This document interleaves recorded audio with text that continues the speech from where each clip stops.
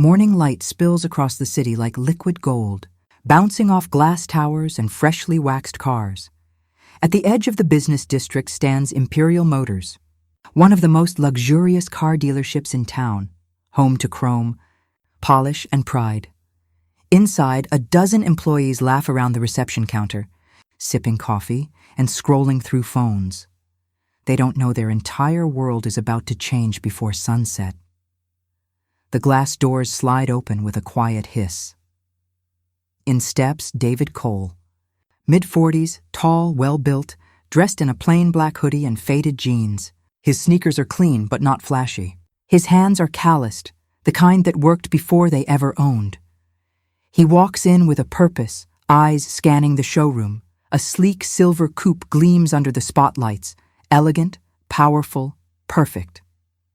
He pauses, taking it in. A soft smile touches his lips. "She'll love this," he murmurs. Today is his wedding anniversary. He's here to surprise his wife, the woman who stood beside him when he was broke, building his company from a single desk. He doesn't want a driver to do this for him. He wants to choose it himself. David approaches the front desk. 3 employees look up: Mark, Ethan, and Tina. Tina smiles politely. "Welcome to Imperial Motors, sir. Can I help you?" Before David can answer, Mark cuts in. "Hey man, just so you know, these cars are top-range models. Price starts around $150,000, David nods calmly. "That's fine. I'm here to buy," Ethan raises a brow. "You mean today?" "Yes," David replies simply. Mark smirks. "All right, you'll probably want the financing desk. It's in the corner over there. They handle most of the—" David interrupts, voice calm but steady. "No, I'll be paying in full."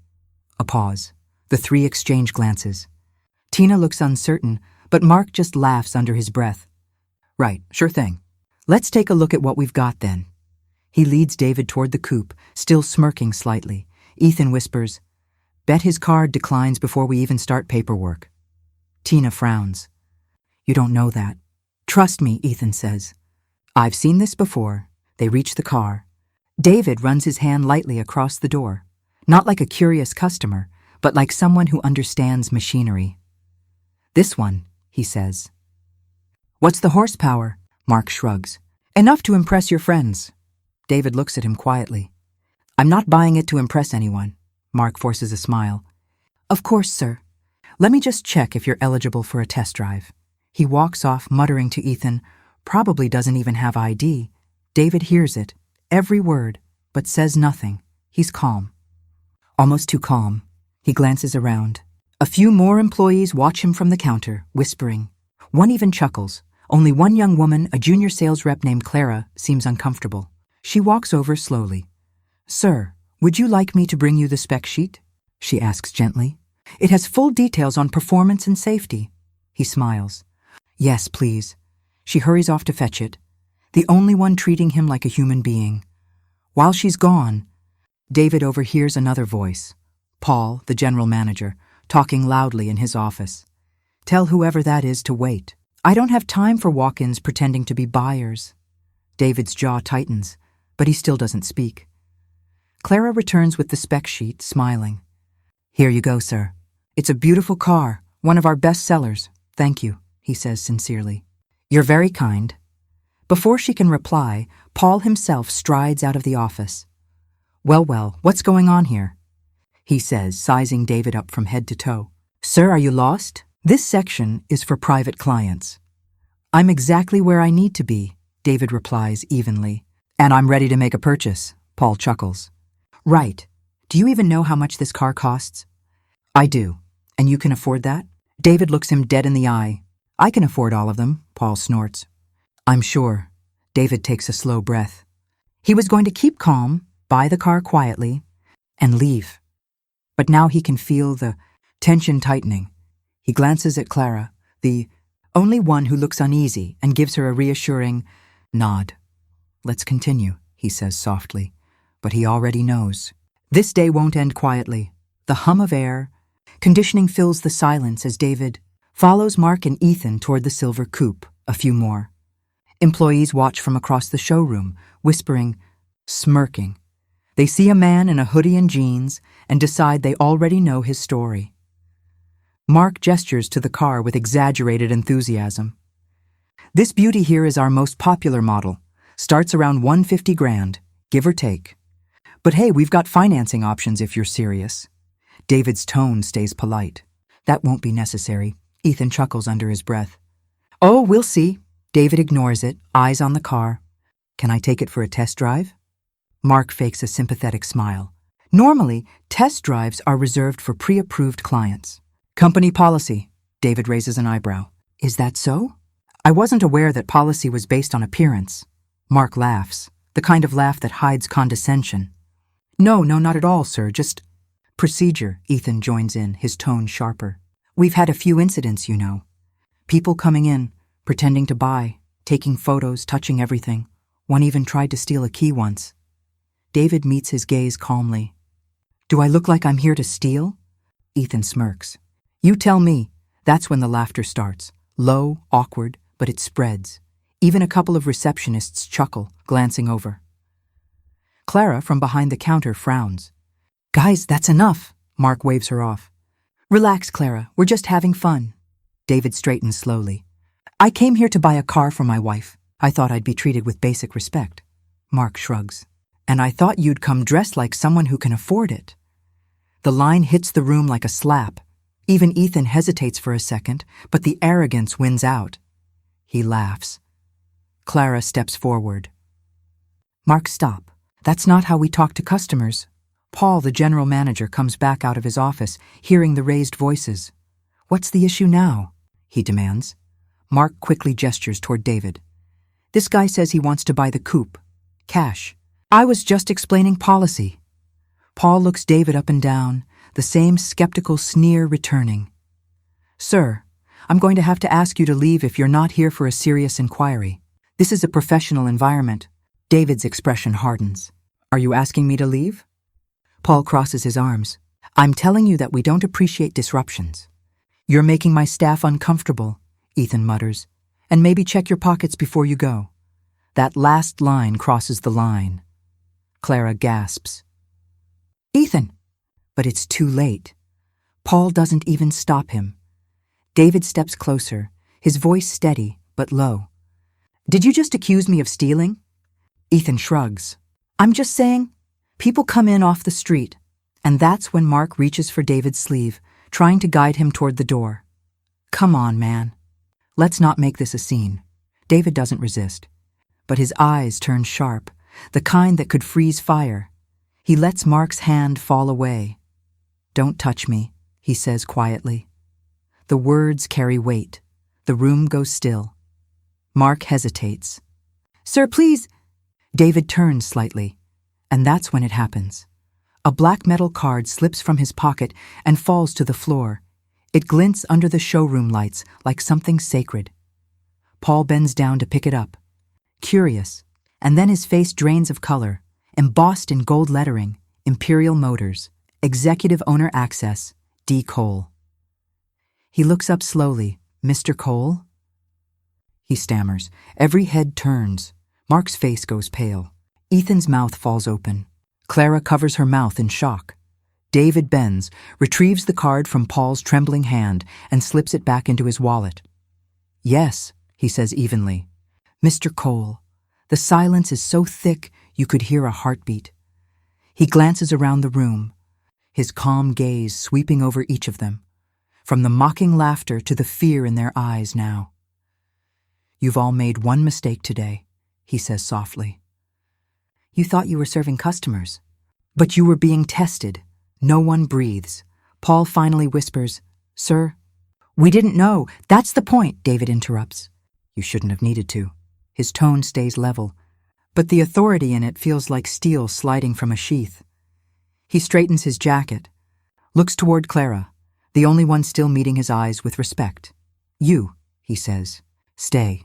To the rest, everyone else, wait right here. We're going to fix this right.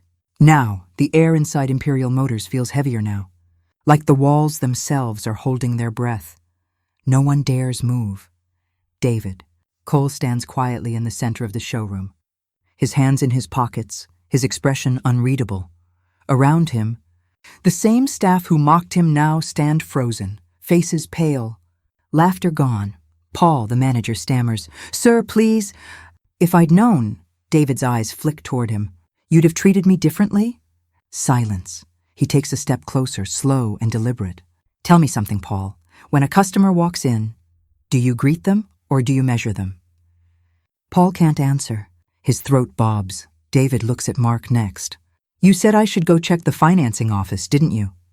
Mark swallows hard. "Sir, it was a misunderstanding." "No, it was a judgment." He turns slightly, scanning the room. "And you," he says, looking at Ethan. "You accused me of stealing." Ethan shakes his head quickly. "Sir, I didn't mean it that way." David cuts him off, his voice calm but sharp as glass. "There is only one way to mean that." The room is dead quiet now. Even the low music that usually plays from the speakers seems to have gone silent. He walks toward the coupe, the car that started all this. His reflection moves along the silver paint, like a shadow reclaiming its place. "I came here today," he says quietly, "to buy my wife the best car I could find, because she's stood by me through every storm, when I had nothing but a dream and a borrowed van." His voice grows colder. "And what did I find here? Mockery, arrogance, prejudice, from the very people who work for me." He looks at the dozen faces now trembling under his calm gaze. "Let me make something clear," he continues. "When I built Imperial Motors, I promised that no customer would ever feel small in this building. Today, you all broke that promise." Paul finally tries to speak, desperate. "Sir, please give us a chance to explain." David's tone turns to ice.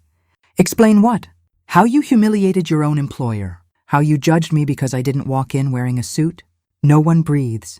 He glances at Clara, the only one who hadn't joined in. She stands near the counter, wide-eyed but steady. "You," he says softly. "Come here." Clara steps forward. "Yes, sir," he nods. "You treated me like a person, not a price tag. That tells me everything I need to know about who should really be running this place." Paul looks alarmed. "Sir, please." David holds up his hand. Not another word. He takes out his phone, taps a few times, and turns the screen toward them. On it, the live feed from the showroom cameras, audio, video, everything they said, every laugh, every insult, every assumption. Their faces drain of color as they realize he's heard it all. David lowers the phone. "You didn't just disrespect me," he says. "You disrespected every honest customer who's ever walked through that door."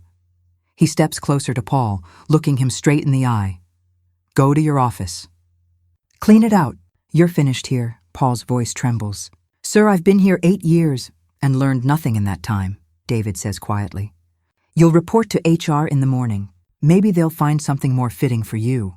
He turns toward Mark and Ethan. "As for you two, you'll stay.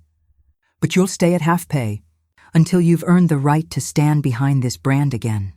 They both nod quickly, ashamed. Finally, he looks back to Clara. "You're the new showroom manager," he says simply. She blinks in shock. "Sir, I don't know what to say." "Say you'll keep this place honest," David replies. "That's all I need." Clara nods firmly. "I will." David glances at the rest of the staff. "This dealership doesn't run on chrome and money. It runs on respect. Remember that, or you won't be standing here long." He walks toward the door, calm and measured. Just before stepping out, he pauses, looking back over his shoulder. "Today was a test," he says. "You all failed, except one." Then he leaves, the glass doors sliding shut behind him, sealing the silence like a verdict. Outside, sunlight gleams off the silver coupe, waiting. Perfect. He opens the door, sits behind the wheel, and drives away without another word. Inside, the staff remain motionless, every one of them realizing that they didn't just lose their pride, they lost their honor. The glass doors of Imperial Motors hiss open again. David. Cole walks back inside, not angry, not vengeful, just calm. The kind of calm that carries authority. In his hand is a slim black folder, embossed with a silver emblem. The Imperial Group crest. Every eye in the room turns toward him, half in fear, half in disbelief. Paul, the ex-manager who had been pacing near his desk, straightens up nervously. Sir, I thought you left. David's voice cuts through the room. I did. But I realized I hadn't properly introduced myself. He walks to the center of the showroom, opens the folder, and places it on the front desk. Inside, neatly arranged ownership papers, contracts, and official seals. He looks up. My name, he says, slowly and clearly, is David A. Cole, CEO and majority owner of the Imperial Motors Group, including this showroom. The words land like thunder. The staff stare at him as if gravity just shifted.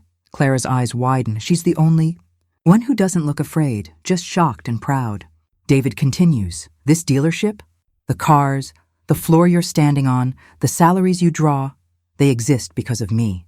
I started Imperial with one used car and a promise that every customer, no matter what they look like, would be treated with respect. He glances toward the group of employees, the same faces that sneered, whispered and judged. Paul's lips tremble. Sir, I didn't know. David interrupts softly. You didn't care to know. He walks to the front counter, where the black VIP card still lies, the one that fell from his pocket earlier. He picks it up, holds it between his fingers and says, this card gives me access to every branch across the country. But it's not about privilege. It's a reminder of responsibility, something you all seem to have forgotten. He places the card down again. The staff are frozen, eyes darting between one another. David takes a slow breath. You judged a man by his clothes, by his skin, by how he walked in. You decided what he was worth before he even spoke. He looks at Paul. You thought I didn't belong here, that I couldn't afford to be in my own showroom. Paul tries to speak, but no words come out. David's voice turns sharp again. That's not just unprofessional, that's poison. And I won't allow poison in my company. He looks at Clara. This young lady, he says, nodding to her, was the only one who did her job, the only one who treated a stranger with dignity. When I walked in, she smiled. She listened. She offered help, not judgment. That is what Imperial Motors stands for. He turns back to the rest. So here's what's going to happen. Effective immediately. Clara is the new showroom manager. Everyone gasps, even Clara. She stammers, Sir, are you sure? David shakes his head gently. You're exactly what this place needs. He looks at Paul. As for you, you're done. Security will collect your keys, Paul's voice cracks. Sir, please, I've got a family. David's tone doesn't waver. Then perhaps next time you'll remember how it feels to be judged unfairly. He looks at the rest of the staff, the salesman who laughed, the receptionist who whispered, You'll stay. But your pay will be reduced by half for the next 3 months. Think of it as a lesson in humility. The room is silent except for the hum of the lights above. Then David looks back to Clara. Report to my head office tomorrow morning. We'll discuss your new position and your raise. She nods, eyes wide with disbelief and gratitude. Thank you, sir. I won't let you down. David gives a small smile. I know you won't. He turns toward the others one last time. I didn't build this company to sell cars. I built it to prove something, that respect can build empires. And today, you reminded me why that lesson still matters. He looks around the room, his gaze heavy but calm. Remember this moment, because next time a man walks in here looking ordinary, you might be looking at your next boss. He turns and walks out again. This time, no one moves, no one dares speak. Outside, the silver coupe gleams under the afternoon sun, and as he drives away, the reflection of the dealership fades behind him, a building forever changed by one man's truth. The meeting room upstairs is quiet, except for the faint ticking of the wall clock. Through the glass walls, the showroom below looks small, like a stage that's just witnessed its own downfall. David Cole sits at the head of the table, sleeves rolled up, the same quiet composure in his eyes. Across from him, the regional supervisor, head accountant, and a few senior staff members wait anxiously. Word has already spread. Paul, the former manager, stands outside the glass doors, pale, humiliated, clutching a cardboard box of his things. David doesn't even look up as he speaks. Let's get one thing clear, he says. What happened downstairs wasn't just an embarrassment. It was a failure of culture. My culture, The supervisor clears his throat carefully. Sir, if you'd informed us you were visiting today. David raises a hand. I shouldn't have to announce myself to be treated with respect. That's the entire point. Silence. He leans back slightly, eyes scanning the paperwork in front of him. Effective immediately, he says. Clara James is promoted to showroom manager.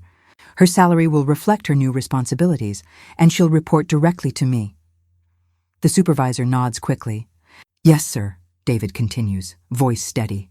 As for the rest, Paul Davis is to be reassigned. Not dismissed. A flicker of confusion crosses the room. David looks up, locking eyes with the supervisor. Reassigned to grounds duty at our central branch. If he can learn humility, he might earn another chance one day. You could have heard a pin drop. David's gaze sharpens. Let's call it what it is. Poetic justice. He thought cleaning up customers was beneath him. Now he'll clean up the floors he used to walk over. No one breathes. He turns a page. Mark and Ethan, their pay is cut in half for 3 months.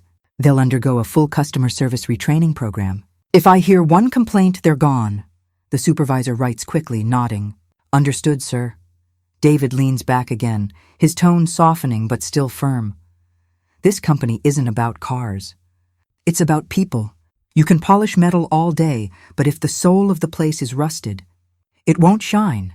He lets the words hang in the air. I want every Imperial Motors branch to hear about this incident, not to shame anyone, but to remind them what respect costs when you forget it. The accountant clears her throat. Should we draft a memo, sir? No, David replies. I'll record a message myself. Video. Every branch, every screen, by tomorrow morning. He stands, gathering his folder, and makes sure Clara's desk is moved into the front office by tonight. The others can explain to her how things really work around here. He gives a small, knowing smirk. The meeting dissolves in quiet efficiency. Everyone scribbling notes, nodding nervously. As David walks past the glass door, Paul meets his eyes. For a long moment, David just studies him. Then he says softly, Humility isn't a punishment, Paul. It's a second chance. Don't waste it. Paul lowers his gaze, silent. David walks out, not in triumph, but in peace. Justice doesn't always shout. Sometimes it just settles the air back into order. Downstairs, the lights of the showroom glow warm again. Clara stands near the counter, watching him descend the stairs. She straightens her uniform, now carrying the quiet dignity of someone who's finally seen fairness win. David gives her a nod as he passes. Keep the lights bright. Clara, this place just got its soul back. She smiles. Yes, sir. He leaves without fanfare. No speeches, no applause. Just the sound of calm footsteps, reclaiming authority. Outside, as the automatic doors slide open, the reflection of Imperial Motors glows behind him. New, alive, rebuilt in principle. The evening sun dips low behind the skyline, washing the glass walls of Imperial Motors in a soft gold glow. Inside, silence lingers like the calm after a storm. Clara stands near the main desk, her name already printed on a new plaque. Clara James, showroom manager. Around her, the other employees move slowly, humbled and quiet. Mark and Ethan polish the cars with a focus they'd never shown before. No jokes. No gossip, just quiet work. Paul, once the manager,